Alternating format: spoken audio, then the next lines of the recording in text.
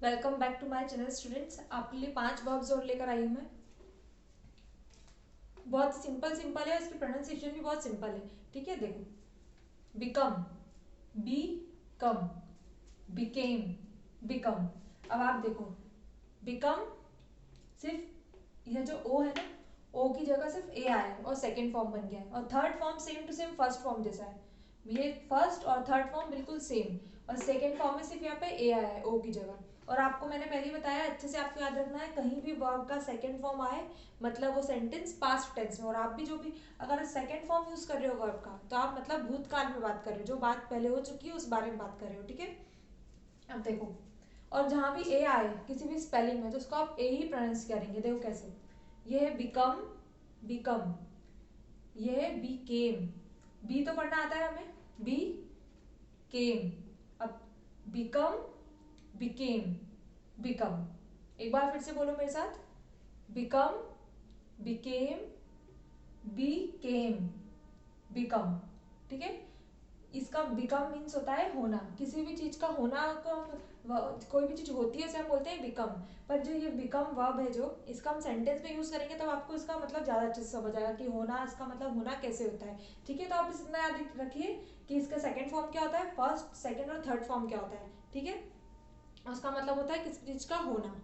और इसको हम जब सेंटेंस बनाएंगे तब आपको अच्छे से समझ आएगी, पर आपको इसका तीनों फॉर्म्स याद करने हैं आज ही, क्योंकि कितना सिंपल है। बिकम याद हो गया, सेकंड में ए लगाना है, बिकम, बिकेम, बिकम। आपको समझ आया इसको हम कैसे प्रोनाउंस कर रहे हैं, बी केम, सी को कब पढ़ते हैं, तो बी केम। ठीक है, हो गया फर्स्ट। अब सेकंड देखो, बिलीव, बी बिलीव। ये बी तो देखो, मैंने चारों वर्ब्स कौन से लिए हैं जिस स्टार्टिंग से बी हो रहा है, तो प्रोनाउंस करने में तो कोई दिक्कत नहीं होगी हमें चारों को। बिलीव, ठीक है, बिलीव मीन्स होता है मानना, बिलीव मीन्स होता है मानना। अगर हम किसी भी भगवान को मानते हैं, किसी भी टीचर को मानते हैं, किसी को मानते हैं, या किसी बात में विश्वास करते हैं, विश्वास करते हैं तभी हम उसको मानते हैं, तो ये इस बिलीव का मतलब होता है मानना या विश्वास करना। ठीक है, अब इसका सेकेंड फॉर्म देखो, सिर्फ डी लगाया है। क्या लगाया है, सेकेंड और थर्ड फॉर्म में डी लगाया है सिर्फ, क्योंकि बिलीव की स्पेलिंग में ऑलरेडी ई होता है। अब इसको पढ़ेंगे कैसे, देखो, ये तो है बिलीव, बी लीव, सिर्फ डी लगाना है, तो अब ड पढ़ना है डी को, बिलीव्ड। क्या बोलना है, बिलीव्ड। थर्ड फॉर्म भी है बिलीव्ड, एक बार बोलो मेरे साथ, बिलीव, बिलीव्ड, बिलीव्ड। ठीक है, ड लगाना है लास्ट में, बिलीव बोलना है, बिलीव, आई बिलीव यू, मैं आपको मानता हूं, ऐसे बोलना है, मैं आपको मानती हूँ, आई बिलीव यू। एक बार और बोलो मेरे साथ, बिलीव, बिलीव्ड, बिलीव्ड मीन्स मानना। हो गया सेकेंड वाला। अब थर्ड वाला, वापस में बी है, बीट, बीट, बीट सुना होगा आपने, बीट मीन्स मारना, किसी को मतलब, अभी मैं आपको सिंपल बताती हूँ, आई बीट यू, मैंने तुम्हें मारा। ठीक है, ऐसे सिंपल सा पढ़ो उसे एक बार, B A T, beat, beat, beat, beaten. अब ये भी कितना सिंपल है, फर्स्ट और सेकेंड फॉर्म बिल्कुल सेम, और थर्ड में क्या लगा दिया, ई एन। अधिकतर थर्ड फॉर्म में ई एन लगाते हैं, ईडी लगाते हैं, कहीं कहीं सेकेंड में भी ईडी लगता है, बहुत सारी में ईडी लगता है, इसलिए अपन इसे ट्रिक से याद नहीं कर सकते। आपको याद ही होनी चाहिए कि किसके सेकेंड फॉर्म थर्ड फॉर्म कैसा है। ठीक है, और कितने सिंपल है, कितने सारी चीजों के सेम सेम है। ठीक है, वापस बीट पे आओ, बीट मीन्स मारना, बीट मीन्स मारना, बीट मीन्स पीठ लग रहा है आपको, पीटना, मारना, बीट पीठ लग रहा है थोड़ा सा सेम सेम, तो बीट मीन्स आप पीठ भी याद रख सकते हो। ठीक है, पीटना या मारना, यहाँ आप ऐसे लिख लेना आपकी कॉपी में, मारना के पास पीटना, क्योंकि बीट से पीठ लग रहा है ना आपको, थोड़ा राइमिंग वर्ड हो रहा है थोड़ा। वापस बोले एक बार, बीट, बीट, सेकेंड फॉर्म भी इसका होता है बीट। ठीक है, अब थर्ड है बीटन, बीट, बीट, बीटन। ठीक है, हो गया सेकेंड फॉर्म, इसका मतलब होता है मारना, और आप याद रखना ऐसे, बीट मीन्स पीट।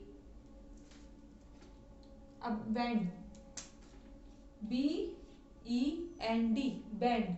अब यहाँ पे अपन बी भी पढ़ रहे थे, इसे बी बैट तो नहीं पढ़ रहे थे ना, इसे हम बी भी पढ़ रहे थे। यही जो बी और ई है, यहाँ तीनों जगह हमने इसे बी पढ़ा, पर यहाँ बी, इसको बी को हम बी नहीं पढ़ेंगे। अच्छे से ध्यान रखना है कि आपको अगर प्रोनाउंसिएशन नहीं पता है और आपने इसे इस तीन में याद रखा कि बी ई को हम बी भी पढ़ रहे थे, क्या पढ़ रहे थे, बी फॉर बॉल पढ़ रहे थे, लेकिन अब यहाँ जो बी और ई आया है, इसे आप बी नहीं पढ़ेंगे, इसे आप पढ़ेंगे बैंड,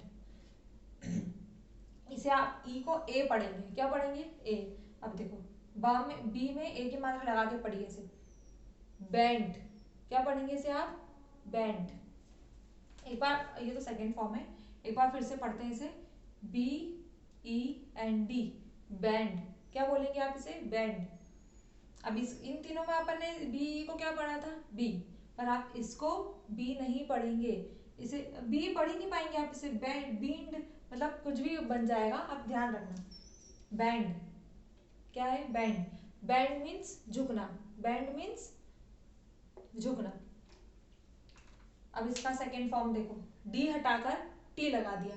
आप देख रहे होंगे अधिकतर टी लगा देते हैं, डी लगा देते हैं, ई डी लगा देते हैं, ई एन लगा देते हैं, इसलिए आपको देखो ये सबको अपनी नजरों में रखना है, और आप 2-3 बार पढ़ोगे तो आपको हमेशा याद रहेगी, हमेशा, ठीक है। वापस देखो, B E N T, bend, bend means झुकना, और इसका सेकेंड फॉर्म डी हटाओ और टी लगा दो, सेकेंड फॉर्म जो पास्ट में यूज होता है। मैं आपको बार बार इसलिए बोलती हूँ कि आपके दिमाग में बैठ जाए कि जो वर्ब का सेकेंड फॉर्म होता है, अगर आपको पास्ट में कुछ भी बोलना है तो आप सेकेंड फॉर्म लगा के बोलेंगे। वर्ब पता है आपको, सेकेंड फॉर्म पता है वर्ब का, तो आपको अगर बोलना भी आ रहा है तो आपको ध्यान रहेगा कि आपको पास्ट टेंस में बोलना है तो आप सेकेंड फॉर्म लगाएंगे, ठीक है। अब वापस पढ़ो एक बार, बैंड, बैंड, बैंड, ये ट है, तो अब पहले बैंड पढ़ रहे थे, डी पढ़ ड पढ़ रहे थे, अब यहाँ ट पढ़ेंगे, क्या पढ़ेंगे, ट, बैंड, बैंड, क्या है, बैंड। अब वापस बैंड, इसका थर्ड, सेकंड और थर्ड फॉर्म सेम है, इसमें भी इसका फर्स्ट और थर्ड सेम था, इसका सेकंड और थर्ड सेम है।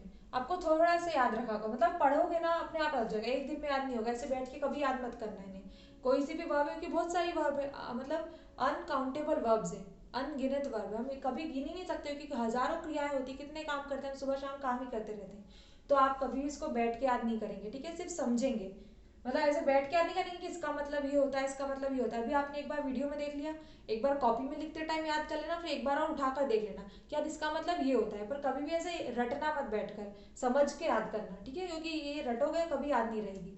अब वापस एक बार देख लो, बैंड, बैंड मीन्स झुकना।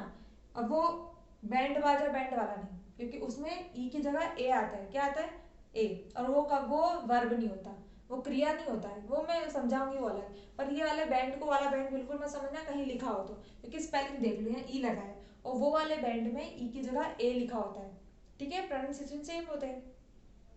इंग्लिश में ऐसे ही कंफ्यूजन होता है क्योंकि सब बहुत सारी चीज़ों के प्रोनाउंसिएशन सेम होते हैं, पर स्पेलिंग में एक दो चीज़ों का फर्क होता है। बैंड, एक बार और देखो, 3 समझ आ गए, अभी चौथा वापस देखो, बैंड, बैंड मीन्स झुकना, दूसरा form band, band, second third form बिल्कुल सेम है, band, bend, bend, bend, bend, bend means झुकना, ठीक है। अब हो गए सारे बीवी वाले। अब देखो एक और बिल्कुल ही सिंपल, सिंपल से भी और ज्यादा simple, very simple, burst, burst means फुटना या फटना, बलून फटता है, टायर फटते हैं गाड़ियों के, बहुत सारी चीजें फटती है, बर्स्ट, बर्स्ट। अब जो आर है ना, आर को थोड़ा साइलेंट करके पढ़ने से बोल, अभी तो देखो स्टार्टिंग में आपको बोलना पड़ेगा, जितने भी इसमें लेटर्स हैं B U R S T, सबको आपको याद करने के लिए पहले बोलना ही पड़ेगा, तो आप ऐसे बोलो बर्स्ट। अब वो आर को अपने आप बोलते जाओगे ना तो अपने आप थोड़ा साइलेंट हो जाएगा, बर्स्ट, ठीक है, आर हल्का सा आता है वो। एक बार मेरे साथ बोलो आप, बर्स्ट, बर्स्ट, बर्स्ट। अभी आर मैं स्पेशली बोल रही हूँ ताकि आपको स्पेलिंग याद रहे, ठीक है।